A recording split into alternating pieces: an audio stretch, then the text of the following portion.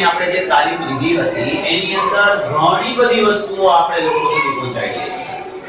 તમારા જેવા ઘણા બધા ભાઈઓ બહેનો હતા જે સક્ષમ નહોતા, ઘરે બેસીને વર્ક કરી શકે એમ નહોતા, એને એ પ્રમાણે આપણે તાલીમ આપી કે જેથી કરીને એ લોકો સક્ષમ બને, એ લોકો પગભર થાય, સમાજ સાથે તાલથી તાલ મેળવીને ચાલે.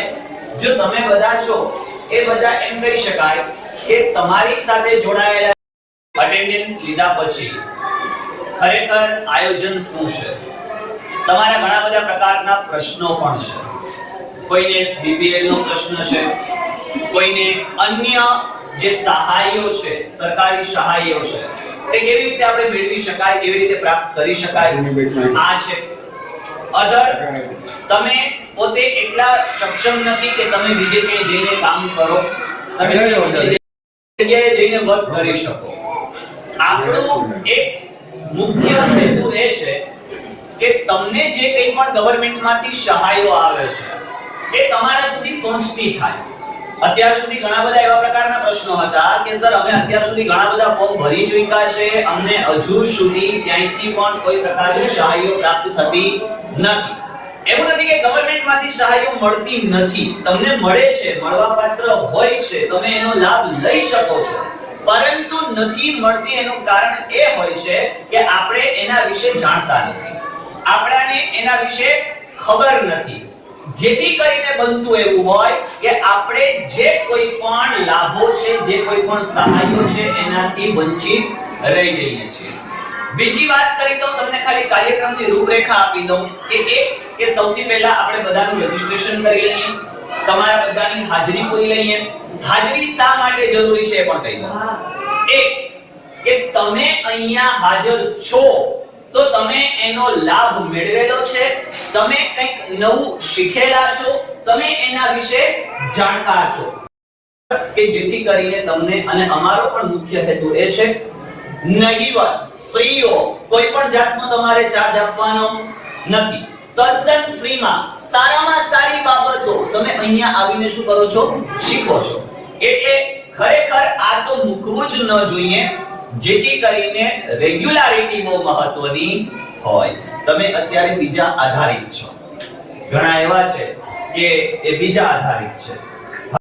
લીધા પછી તમારા માટે કરી અને centre for empowerment of differently abled એટલે કે ગુજરાત રાજ્ય ગાંધીનગર તરફથી તમને એક બુક આપવામાં આવે છે, સાથે એક કીટ છે કે જેની અંદર તમારે ખરેખર ધંધો શરૂ કરવો તો કેવી રીતે કરી શકાય, મૂડી લાવવી તો ક્યાંથી લાવવી, ક્યાંથી લાવવી, બીજું ધંધો શરૂ કરવા માટે કયા કયા એવા પાસાની જરૂરિયાત ઊભી થાય, શા માટે આપણે સક્ષમ બનવું જોઈએ, આપણી પાસે કેટલું બજેટ હોય તો આપણે ધંધો કરી શકીએ. તમારા બધાની અંદર એવી તાકાત છે.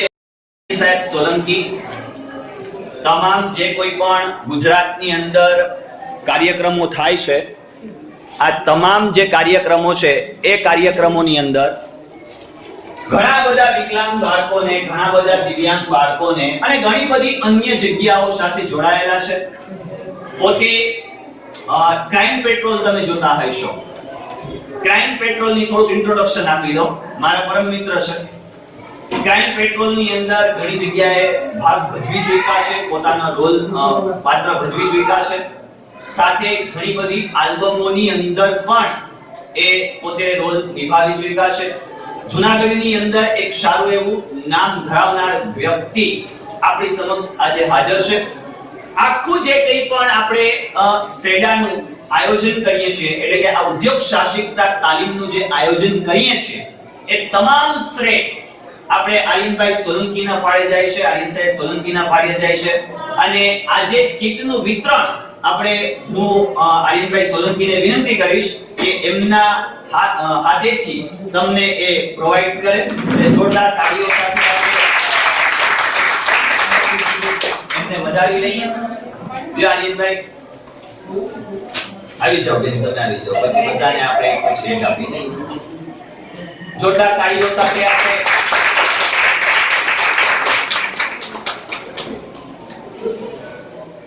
ચાર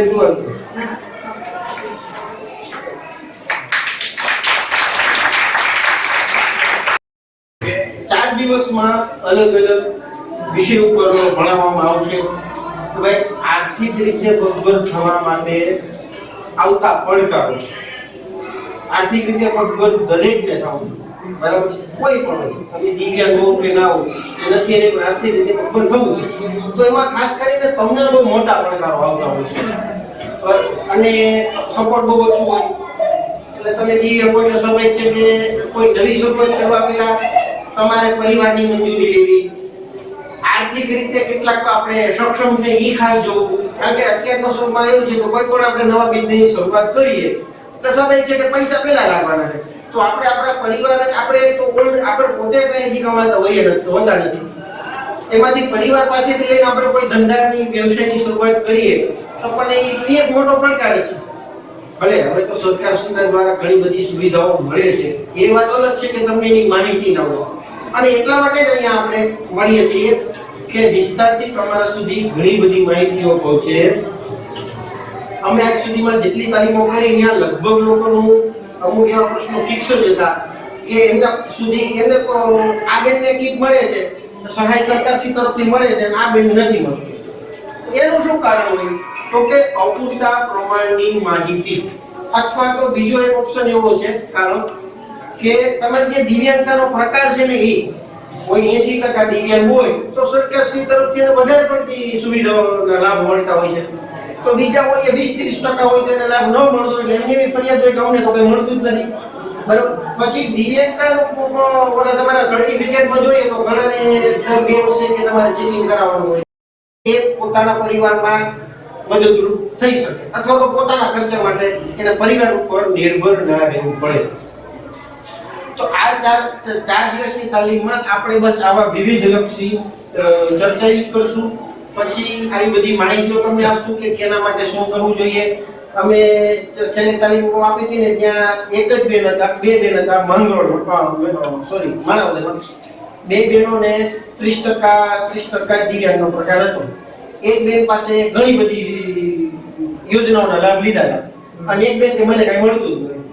એટલે એમાં અમે વિસ્તારથી અંદર ગયા ને તો એ ખબર પડી કે એ બેનને ક્યારેય ફોર્મ જ નથી દીધું. પેલા બેન છે એમને ખબર નથી કે જુનાગઢ તમે આઝાદ ચોક જાઓ ને એવું તો જો કઈ માંગરોળ હોય આઝાદ ચોક